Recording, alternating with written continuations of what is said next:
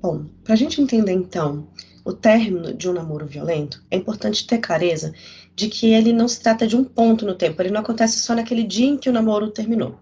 Ele é um processo que leva tempo e que tem vários estágios. Vamos ver aqui? Primeira coisa importante nesse modelo é entender que o processo de término ele não começa quando tem a vontade de terminar, ele começa antes, quando vem uma percepção clara sobre a existência de violência naquele relacionamento. E ele pode ter dois desfechos aí. Um seria a mudança dentro da própria relação, e o outro seria o término da relação. Esse modelo que está apresentado aí, ele é baseado no modelo que já é pré-existente, que é o modelo transteórico de mudanças, ele que já é muito aplicado para várias questões, tanto de saúde como algumas questões sociais também. Então a gente vai ver que nesse estágio de pré-contemplação, ele é caracterizado pela falta de percepção de que existe um problema, ou de não perceber aquela situação como um problema. No caso das relações violentas, o que a gente viu foi que não é que não exista percepção nenhuma, ela existe. A pessoa se pergunta sobre estar numa relação violenta, ela se questiona sobre isso, mas ela não valida aquilo que ela está percebendo. É como se ela não acreditasse no que ela está percebendo. E aí vai ser uma fase em que a gente vai ouvir muito a pessoa se culpabilizar, mas se eu não tivesse feito tal coisa, ele não teria feito isso, ou ela minimizar, né? Mas é só porque ele está passando por um momento de muito estresse, muita dificuldade, ou ainda negar mesmo, né? Não, acho que eu também estou viajando, não é isso, não é.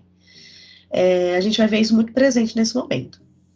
E o ambiente ao redor ajuda muito a avançar nesse processo, né? Quanto mais um ambiente que questiona os estereótipos de gênero, que traz modelos positivos de relacionamento, que discute, debate sobre abuso nos relacionamentos, violência nos relacionamentos, mais chance desse processo correr mais rápido. O estágio seguinte, que é o de contemplação, é um estágio em que passa a haver essa clareza sobre o problema. Então, passa a haver uma percepção de que estou numa relação violenta. No entanto, a pessoa ainda não sabe bem o que ela vai fazer com essa clareza, com essa percepção que ela está tendo. Costuma ser uma fase curta, no caso das relações de namoro. Logo em seguida, já se costuma ir para a preparação. E aí a gente vai ver, no caso da preparação, para os relacionamentos violentos, a gente vai ver duas fases diferentes, né? Numa primeira fase, são as tentativas de mudança dentro da própria relação. Algumas muito adequadas, como ser assertiva sobre não tolerar a violência, tentar conversar, tentar resolver, né, aquela situação. Outras muito inadequadas, como, por exemplo, começar a devolver a violência, se submeter mais ainda, né, àquela violência. São outras formas, e outras também ingênuas, né? Como, por exemplo, a violência acontece na presença de álcool, então não vai ter mais álcool no nosso dia a dia, né? Que é ingênua porque normalmente esse tipo de solução também não resolve, não é definitiva, né? E aí, se tem essa mudança na relação, a gente pode ir por esse caminho que está aí na parte de cima, que é de existir uma mudança de fato no relacionamento. Não estudei esse caminho, então não vou aprofundar nele. O que a gente sabe se não tem mudança na relação, né, se o parceiro não responde bem àquelas tentativas, aí é que vai se dar o segundo momento da preparação, que é o momento de se preparar para o término propriamente dito, né? Então, não adianta, nada do que eu faço aqui é suficiente. Então, o problema não é esse. Essa relação que é o problema. E aí vai começar, então, a preparação para o término. Muitas vezes é um momento aí de fortalecer vínculos de amizade, de buscar ajuda, seja profissional, seja em outras pessoas, de buscar se cuidar mais, se fortalecer para conseguir passar por esse processo de término, e muitas vezes de resolver questões que são práticas mesmo, que precisam ser resolvidas. Então, esse processo de preparação, ele vai depender de cada caso, ele pode ser mais longo, mais curto, até que vem o momento em que ela realmente se sente fortalecida o suficiente e resolve terminar essa relação, que é quando se dá o estágio de ação, que é quando ela efetivamente faz aquilo, né, que ela estava se preparando. O que a gente viu sobre o estágio de ação é que ele não coincide com o fim da violência, infelizmente. Na maioria dos casos, vai ser um momento que vai ter ameaças, que vai ter perseguição, que vai ter um abuso emocional mesmo, né? De uma hora você é tudo para mim, eu preciso viver sem, não consigo viver sem você. Outra hora você é, enfim, insultos, xingamentos, etc.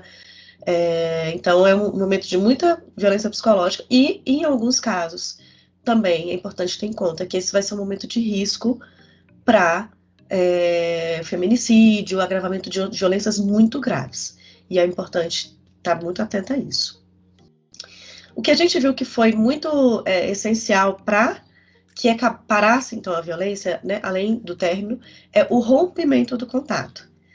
Em alguns casos, isso vai se dar através de uma formalização de ocorrência, através de medidas protetivas.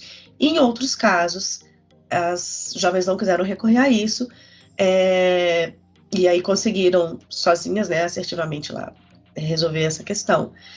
E em outros ainda, que também você não tem essa formalização, é muito importante a rede ao redor. Familiares, os pais, né, os responsáveis, os amigos, as amigas, muitas vezes aí vão ter um papel importante em efetivar esse desejo de não ter contato mais. Então é um pai ou uma mãe que às vezes até se adianta nessa decisão, porque muitas vezes a própria jovem não está em condição de tomar essa decisão e de ser assertivo o suficiente. É um momento de muita vulnerabilidade emocional. Então é um pai ou uma mãe que chega lá e corta essas tentativas e de maneira incisiva. É uma amiga que se coloca ali nesse momento. É um momento que às vezes esse tipo de intervenção acontece e é necessário. E o último estágio, então, é o estágio de manutenção, que é quando o término se mantém. Nesse estágio, ele é um estágio, é muito importante que a vida da pessoa fique melhor do que antes. Parece que com certeza vai ficar, porque nada é pior do que a violência, mas não é realidade isso para todo mundo, infelizmente. Então, por exemplo, para pessoas que às vezes estão com vínculos afetivos muito restritos, que estão numa família muito desprotetiva, esse momento da manutenção pode ser muito difícil, porque ela perde aquele vínculo que também era importante para ela, e é um momento é muito difícil, digamos assim, segurar a onda, né? Ou para pessoas que estão muito isoladas mesmo socialmente, que de repente tinham se afastado das amigas e tudo, se torna um momento em que ter outros espaços, né, de convívio, até para conseguir passar por aquele período difícil logo depois do término, é muito importante. Então, quem não tem isso vai ter mais dificuldade. A gente vai ver também isso acontecer quando tem alguma questão de já ter afetado mesmo a saúde mental. Então, por exemplo, se a pessoa já está ali com um quadro, né, de humor deprimido, as coisas vão ficar bem mais complicadas de suportar, de passar por esse processo do que alguém que não tenha passado, né, chegado a um prejuízo grave, assim, da saúde mental, né? E ainda a gente vai ver quando tiver essas questões de ordem prática, especialmente nos casos de vulnerabilidades graves, em que tem, às vezes, mesmo uma questão que é de necessidade básica, né? Então, a pessoa, às vezes, ele contribuía financeiramente para a família, mesmo sendo uma adolescente, e aí para de ter essa contribuição, isso é uma coisa que pesa muito para a qualidade de vida das pessoas. Então é isso, né? O estágio de manutenção é muito importante que a vida melhore, né? E o que ajuda nesse momento é justamente ter espaços assim de expandir as visões de mundo, expandir as visões de possibilidades, né? De o que eu posso ter de possibilidade de relacionamento, de possibilidade de vida. Quando há espaços de cuidado mútuo, de autocuidado, tudo isso ajuda muito nessa fase de manutenção. É importante considerar que esse processo, ele nem sempre vai ser um processo linear, né? Que a pessoa vai estar sempre avançando em cada estágio. A maioria das pessoas, na verdade, vão ter recaídas, vão, às vezes, ficar em círculos, né? Avança um estágio, volta, avança, volta. E essas recaídas, elas não invalidam o processo, né? Em primeiro lugar, porque normalmente a pessoa não volta do mesmo jeito que ela estava antes. e ela tem aprendizado disso, né? Em segundo, porque cada tentativa, né, por exemplo, terminou, mas depois voltou à relação. Cada tentativa dessa, ela aprende um pouco sobre o que ela precisa desenvolver melhor para ela conseguir terminar de fato, né? Isso é muito importante para conseguir de fato chegar até a mudança.